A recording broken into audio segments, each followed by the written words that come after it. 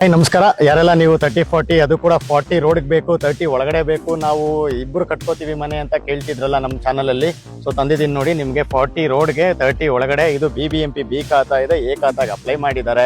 ಇದು ಬಂದ್ಬಿಟ್ಟು ನಿಮಗೆ ಮಾನ್ಯತಾ ಟೆಕ್ ಪಾರ್ಕ್ಗೆ ಕೇವಲ 3 ಕಿಲೋಮೀಟರ್ ಇದೆ. ರಾಷ್ಟ್ರೋತ್ಥಾನ ಸ್ಕೂಲ್ಗೆ ಕೇವಲ 150 ಮೀಟರ್ ಒಳಗಡೆನೆ ಈ ಜಾಗ ನಿಮಗೆ ಲೊಕೇಟ್ ಆಗಿದೆ.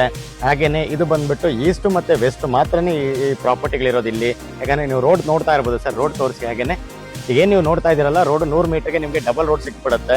ಹಾಗೇನೆ ಅಲ್ಲಿಂದ ನಿಮಗೆ ಕೇವಲ ಒಂದು 10ನೇ ಸೈಟ್ ಇಂದ 15ನೇ ಸೈಟ್ ಒಳಗಡೆನೆ ನಿಮ್ಗೆ ಈ ಸೈಟ್ ಕೂಡ ಸಿಗುತ್ತೆ ಅಂತ ಹೇಳ್ತಾ, ಇದು ಬಂದ್ಬಿಟ್ಟು ವೆಸ್ಟ್ ಫೇಸಿಂಗ್ BBMP ಬಿ ಖಾತಾ. ಈ ಆಸ್ತಿ ರಿಜಿಸ್ಟರ್ ಆಗಿದೆ. ಈಗ ಎ ಖಾತಾ ಕೂಡ ಏನು ಆಪ್ಷನ್ ಕೊಟ್ಟಿದ್ದಾರೆ, ಅದರಲ್ಲಿ ಓನರ್ ಇದನ್ನು ಅಪ್ಲೈ ಮಾಡಿದ್ದಾರೆ.